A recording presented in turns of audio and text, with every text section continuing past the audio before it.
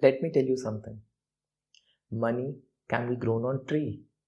Yes, you heard it right. But how? You always hear from your parents when you want to purchase something. Money doesn't grow on tree. Well, they might be wrong. They're just lacking knowledge and giving you wrong information unknowingly. But how to grow money on tree? Now, for a tree to grow, first it requires a seed. This seed will be your first investment from which you start.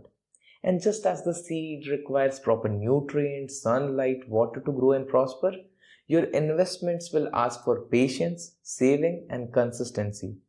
With this little bit of work, you can grow your money tree, which will give you money rather than fruits. Now, the first thing that will come to your mind is Srijan, we already know the importance of value investments, but we're confused with so many options that are bombarded upon us. I believe everyone who is new to the investment world goes through this dilemma. So, today in chapter number 5, we'll discuss the different investment avenues that are available in the market and we'll compare them. So, basically, there are four types of assets class where people can invest in India. The first one is the stock market, which we also call the equity or the capital market. The second one is the money market, bank, fixed deposit, PPF, etc. The third one is real estate, dealing in properties. And the fourth one is commodities, buying metals like gold, silver, etc. Now, money market is one of the most popular investment options among the Indians.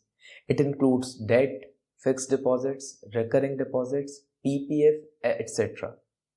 They give fixed returns and hence look safer than stocks, which can be highly volatile. Debt instruments were the previous generation's pet. Many of us are still allured by the guarantee of a fixed income. The only problem is that you can't create wealth with debt.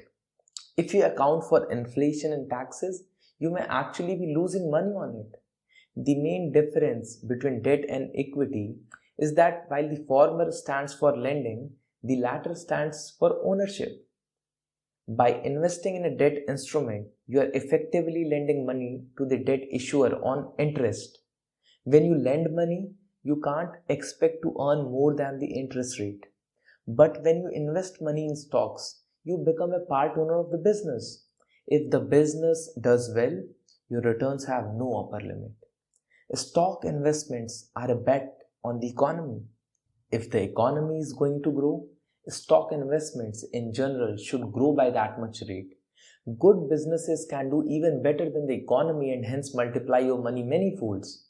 Something you cannot expect debt investments to do.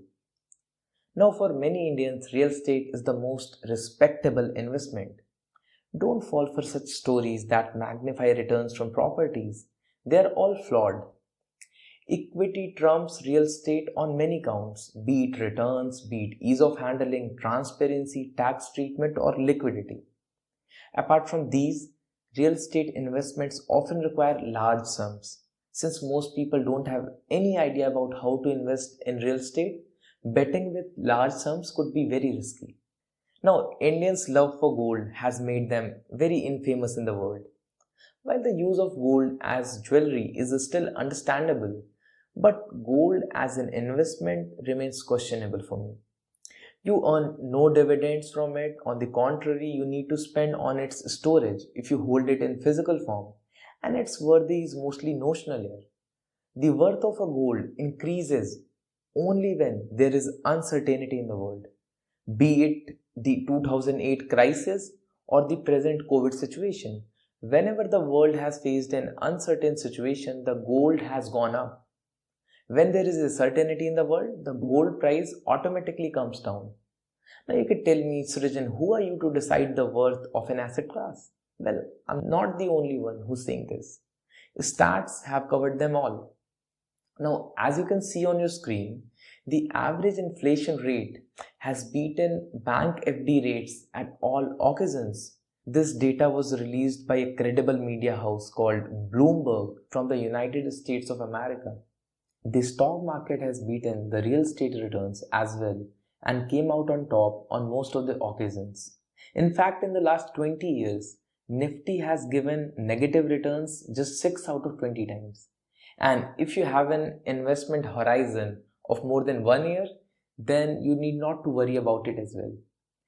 As you can see in the graph, despite short-term turbulences which happened many times in the past, be it 2002 crisis, 2008 crisis, or 2015 crisis, or maybe COVID crisis, the stock market has always gone up in the long run.